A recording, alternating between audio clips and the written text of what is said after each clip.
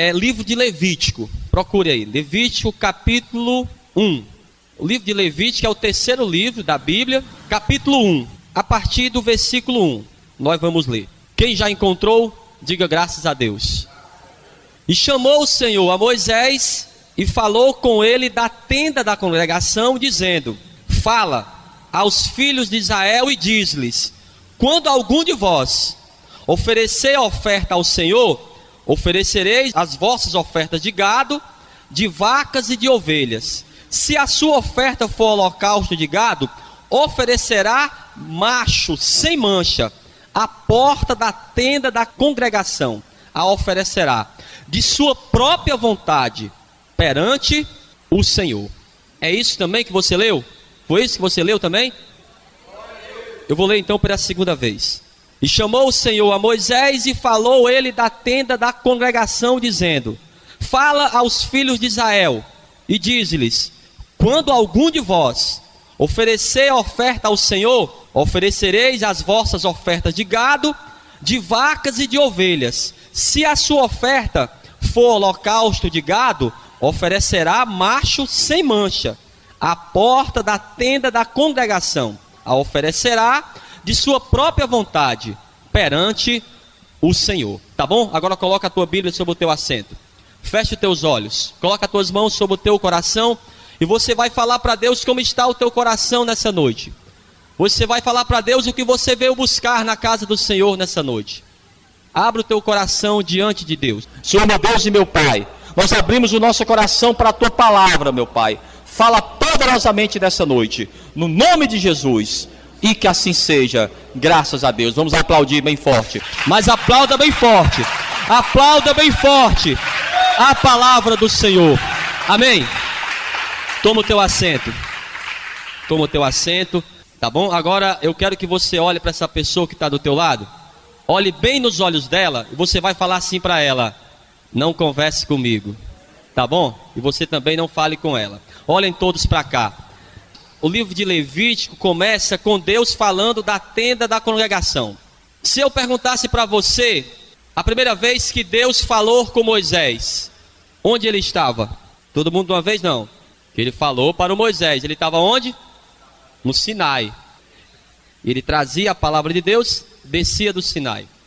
Mas a ordem de Deus era para que ele fizesse a tenda da congregação. E agora Deus, o que ele faz? Ele desceu lá do Sinai e estava na tenda da congregação. E sobre a tenda da congregação, amados, existia uma nuvem, que era a glória de Deus. Se a nuvem permanecesse naquele lugar, o que acontecia? Todo mundo de uma vez? Não. Eles não saíam daquele lugar. Mas quando a nuvem se retirava, eles saíam também daquele lugar. Foi assim toda a caminhada do povo de Deus. Eram sempre direcionados pelo Senhor. Mas não é sobre isso que eu quero falar. É exatamente aquilo que ele fala para Moisés. Olha, Moisés, quando alguém for oferecer algo ao Senhor, ofereça de uma forma correta. Tem que ser um macho sem defeito. Entenda bem, se alguém, Deus, ele orientou para as pessoas trazerem ofertas e holocaustos diante dele, mas se não era obrigado, ninguém era obrigado a fazer nada para Deus, amém?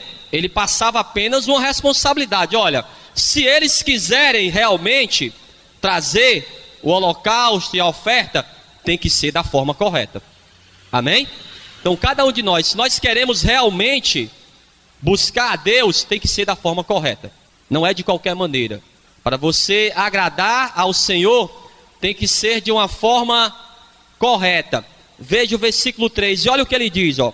E se a sua oferta for holocausto de gado, oferecerá macho sem mancha. À porta da tenda da congregação a oferecerá. O que ele diz mais, amados, aí? Quem é que está lendo comigo aí? Tem alguém? Foi o que ele disse mais, Tiago? Da sua própria vontade. O que é que tem a ver isso aí, pastor? Tem que ser voluntário. Deus quer que você o adore voluntariamente. Não quer ninguém obrigado. Ninguém é obrigado a estar na casa do Senhor. Se você adora a Deus, você adora de uma forma voluntária. O que é que significa isso? É o livre-arbítrio. Deus ele vai mostrar na sua palavra o direcionamento, vai nos mostrar o caminho que nós devemos seguir. Agora, obrigar a seguir, ninguém obriga, nem Deus. O que foi que Josué falou para aquele povo? Olha, vocês sabem tudo aquilo que Deus fez, sabem dos sinais, das maravilhas, dos prodígios, sabem até de onde vocês saíram. Deus livrou a cada um de nós do Egito. E agora, cada pessoa já tem a sua terra, já tem a sua casa, e eu vou continuar a buscar a Deus. Eu e a minha casa serviremos ao Senhor. Agora, se você quiser fazer da mesma forma, vocês façam. Não foi isso que ele falou? Eu e a minha casa vamos servir ao Senhor. Agora cabe a você também servir. Ele ensinou. Josué sempre foi um exemplo para aquele povo, mas a missão dele já tinha acabado. A missão dele era levar o povo, era continuar aquela obra que Deus começou através de Moisés, e levar o povo e falar: olha, está aqui a tua casa, está aqui a tua família, está aqui o teu emprego. Agora você deve buscar a Deus. Agora, se você não vai buscar, o problema é seu. Amém? Vamos ver isso aí. Livro de Josué, procure. Então Josué, ele entendia muito bem isso, da liberdade. Capítulo 24, procure aí. Capítulo 24, livro de Josué, versículo 14. Quem já encontrou? Falta só eu mesmo encontrar. Capítulo 24, versículo 14. Diz assim: agora, pois, temei ao Senhor e servi-o com sinceridade e com verdade. Olha o que ele diz: servir a Deus com verdade. Não foi isso que Jesus falou para aquela samaritana? Agora, quem buscar a Deus tem que buscar em espírito e em... Vocês têm que buscar a Deus em verdade. O mais importante é que você seja sincero. Mostrar as tuas dificuldades, mostrar até mesmo as tuas limitações. Ele diz: olha, servir a Deus com verdade. E deitai fora os deuses aos quais serviram vossos pais, da além do rio e no Egito, e servi ao Senhor. Porém, se vos parecer mal aos vossos olhos servir ao Senhor, escolhei hoje a quem sirvais: se os deuses a quem serviram os vossos pais, que estavam da além do rio, ou os deuses dos amorreus, em cuja terra habitais. Porém, eu e a minha casa serviremos ao Senhor. Quem é que pode dizer isso nessa noite aqui? Quem é que pode dizer isso? Eu e a minha casa, o que é que vamos fazer? Serviremos. Será que você tem servido mesmo a Deus? Porque tem pessoas que vêm na igreja: olha, Deus, eu quero isso, e quero aquilo outro, e encosta até Deus na parede. Mas a Bíblia diz que você vai servir a Deus. Eu e a minha casa vamos fazer o quê? Servir. E o maior servidor na palavra de Deus, aquele que serviu mais a Deus, foi o seu próprio filho. O maior exemplo de serviço para Deus. Ele deixou de fazer a sua própria vontade para fazer a vontade do Pai. E o que ele diz: olha, eu e a minha casa vamos servir ao Senhor. Agora cabe vocês fazerem o mesmo. Eu não posso ficar vigiando todo mundo. Eu não posso ficar atrás de todo mundo para saber se você está servindo a Deus. Como eu falei, a nossa responsabilidade, amados, é de pregar a palavra. Eu falei para ele: olha, Leno, estou te lançando uma responsabilidade, agora está nas tuas mãos. Eu estou falando que Deus é poderoso, que Deus mudou a minha vida. Você já me conhecia, Ele mudou a minha vida e vai mudar a tua vida também. Agora tem que pagar um preço. Deus, ele não é mágico. Você tem que deixar de lado a tua vontade para fazer a vontade do Pai. Não há serviço para Deus sem renúncia. Foi isso que eu falei para ele. Você quer realmente a tua salvação? Olha, Deus, ele vai te salvar. Deus, ele vai mudar a tua vida, vai tirar até mesmo você dos vícios. Agora é necessário que você renuncie. E eu dei umas pregações para ele, para que ele possa ouvir em casa, e lancei essa responsabilidade. Cada vez que eu passar por ali, eu vou falar: e aí, Heleno, tem buscado a Deus? Toda esquina tem uma igreja. A igreja, a primitiva, ela era muito perseguida. Falei até mesmo que o rei Herodes, ele matou o primeiro apóstolo, Tiago. E qual era o objetivo maior daquele rei? era matar também a Pedro. E ele prendeu ao Pedro, e o objetivo dele era, num determinado momento, ele matar também Pedro. Mas o que aconteceu? O que a igreja, o grupo de pessoas, estavam orando continuamente. E o que aconteceu? Deus mandou um anjo, e foi naquele lugar que ele estava preso, e ele foi solto. Porque Deus agiu de uma forma poderosa. E quando os soldados foram ver, o Pedro já estava pregando a palavra. Eles eram ousados. A igreja vai ser sempre perseguida. Você pode ser uma pessoa perseguida. Ah, pastor, estou encontrando perseguições no meu trabalho. Estou encontrando perseguições até mesmo dentro da igreja. Quando você não for perseguido, aí você tem que abrir o olho. Se você está sendo perseguido, você está no caminho certo. Porque nenhum homem de Deus, nenhum profeta na Bíblia, você pode ler a Bíblia toda, nenhum profeta na Bíblia deixou de ser perseguido. O próprio Jesus Cristo, quando foi que Jesus deixou de ser perseguido? Então, se você está sendo perseguido, dá glória a Deus. Por quê? Porque você tem a glória de Deus, e isso incomoda as pessoas. Aquela pessoa que não tem o Espírito Santo, e você que tem, incomoda, porque você fala de uma forma diferente. Você não age mais como você agia anteriormente. Amém? Quem está entendendo até aí? A nossa missão é pregar a palavra, lançar um desafio, para que outras pessoas também possam entregar suas vidas para o Senhor Jesus e ter as suas vidas transformadas. É necessário também que você tenha um bom testemunho. Não adianta você pregar uma coisa e a pessoa falar: ah, você não é da igreja não? Por que você faz isso? Aí fica chato até para Deus. Fica chato até mesmo para a igreja. Muitas pessoas até falam mal da igreja por causa de maus testemunhos. Mas também a igreja nunca deixou de crescer por isso. Vai existir sempre falsos profetas, vão existir sempre pessoas que dão um mau testemunho. Vão sempre existir isso aí. O próprio Jesus falou que iriam existir tudo isso, mas a igreja nunca vai deixar de crescer, amados. Em primeiro lugar, porque está escrito. Em segundo lugar, porque Deus habita nesse lugar. Apesar de tantas dificuldades, apesar de nós muitas vezes atrapalharmos a obra de Deus. Os escândalos, eu ia dizer essa palavra, os escândalos, apesar dos falsos profetas e dos escândalos, a igreja não deixa de crescer. Amém? E o próprio Jesus Cristo, vamos agora para o Novo Testamento, quando Jesus Cristo, ele vai chamar os seus discípulos, ele já ensinou a muitos e diz: olha, vocês agora vão pregar essa palavra.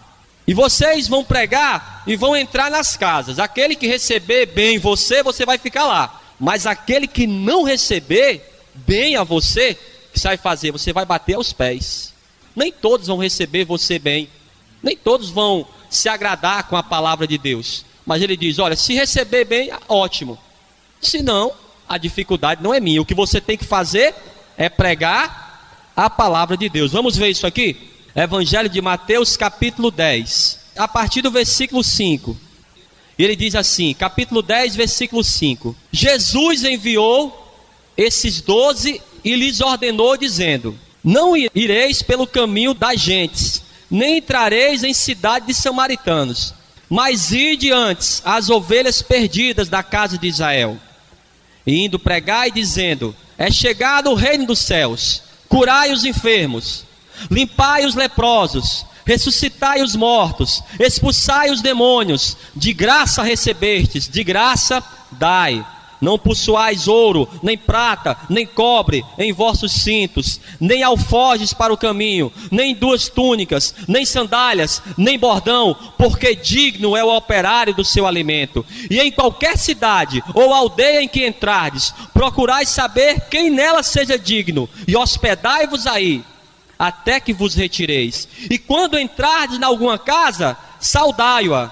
E se a casa for digna, desça sobre ela a vossa paz. Mas se não for digna, torne para vós a vossa paz. E se ninguém vos receber, nem escutar as vossas palavras, saindo daquela casa ou cidade, sacudi o pó dos vossos pés. Em verdade vos digo, que no dia do juízo haverá menos rigor para o país de Sodoma e Gomorra do que para aquela cidade.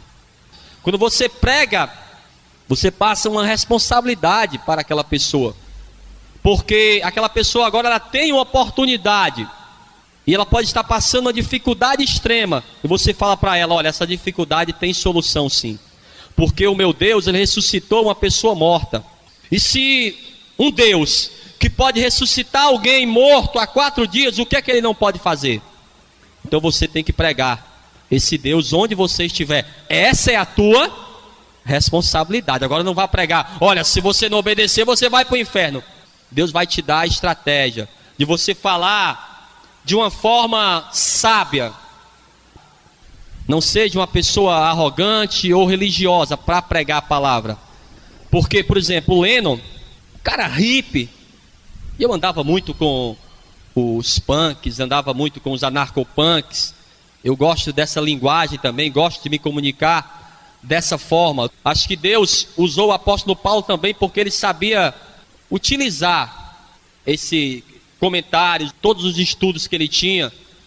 E é bom que você saiba fazer isso, porque muitos amigos meus, eles ainda não se converteram, como os seus amigos também. Não menospreze, não queira ser melhor do que aquela pessoa. Pregue para ela, fale para ela do amor de Deus, numa linguagem que essa pessoa vai entender, uma linguagem de amor. Se você amá-la, ele vai sim entender que é o próprio Espírito Santo que está ali fazendo a obra. Nunca ache que uma pessoa, por mais dificuldade que seja, não se converta, porque é só você olhar para você mesmo. Eu tiro por mim mesmo. Seria, humanamente falando, que eu estivesse na casa do Senhor, como você também. Se Deus me converteu e converteu a você, Ele pode converter qualquer pessoa. Agora, Ele vai ter que usar alguém. E quem se propõe a ser usado aqui? Cada um de nós. Nós temos que nos propor a sermos usados pelo Senhor. Temos essa responsabilidade sobre nossas vidas, de pregar a palavra de Deus em todos os lugares, para a nossa família. Temos que pregar no trabalho, temos que pregar na escola.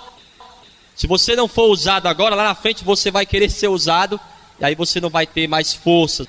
Por exemplo, eu já tenho uma dificuldade maior, porque eu já tenho 2 filhos, já sou casado, e eu faço aquilo que eu posso e poderia fazer muito mais. Eu sempre tenho que me cobrar. Você também tem que se cobrar mais. Tinha uma pessoa que eu conhecia também, que é morador de rua. Eu conversando com ele, eu falei, olha André, essa pessoa aí que nós temos que nos preocupar. Muitas vezes a igreja está preocupada com o outro, em cargos, saber quem está na frente de ministério, saber isso, saber aquilo. Quando Deus cobrar você, Ele não vai cobrar você o cargo, Ele vai cobrar você pessoas. Ele vai falar, olha pastor, olha diácono, e aquele irmãozinho? Aí você vai falar, que irmãozinho? Esse irmãozinho aqui que era para você pregar, mas você estava mais se preocupando com os outros e não pregou a palavra. E um dia você vai se apresentar diante de Deus. Às vezes a nossa preocupação maior é com coisas banais. Se preocupe com Deus. Como diz a palavra no Evangelho de Mateus, buscai primeiro o reino de Deus e as demais coisas lhe serão acrescentadas. Então se preocupe nesse sentido de pregar a palavra de Deus e deixa Deus trabalhar na tua vida. Eu estou tentando fazer mais isso, preocupando em ler mais, se preocupar também em orações, ser mais disciplinado. É essa preocupação que devemos ter. Ah pastor, eu estou preocupado com o meu casamento, estou preocupado com o príncipe encantado, pastor, porque foi profetizado. Falou em casamento aqui na igreja, o pessoal, que é isso pastor? Deixa Deus trabalhar, não vá colocar os pés pelas mãos não, deixa Deus trabalhar, que Deus ele sabe da tua maior dificuldade. Ele vai arrumar uma ajudadora para você, vai estar junto de você, para respeitar você, estar junto do teu ministério. Não se preocupa não, mas é tudo no tempo de Deus. Amém? Eu quero finalizar lendo a carta aos Hebreus, capítulo 3, procure aí. Capítulo 3, versículo 7 diz assim, ó: portanto, como diz o Espírito Santo, se ouvirdes hoje a sua voz, não endureçais o vosso coração, como na provocação no dia da tentação no deserto, onde vossos pais me tentaram, Me provaram e viram por 40 anos as minhas obras. Amém? Então, se Deus falou com você hoje para você mudar as tuas atitudes, ah, pastor, mas eu já sou da igreja. Não importa. Se Deus falou para você hoje, para você mudar as tuas atitudes, para que você o busque mais, para que você se preocupe mais com a sua obra, olha, não seja teimoso. Porque a Bíblia diz, quando nós somos humildes na presença de Deus, Ele vai nos exaltar. Amém? Vamos aplaudir, amados, mas aplauda bem forte. Graças a Deus.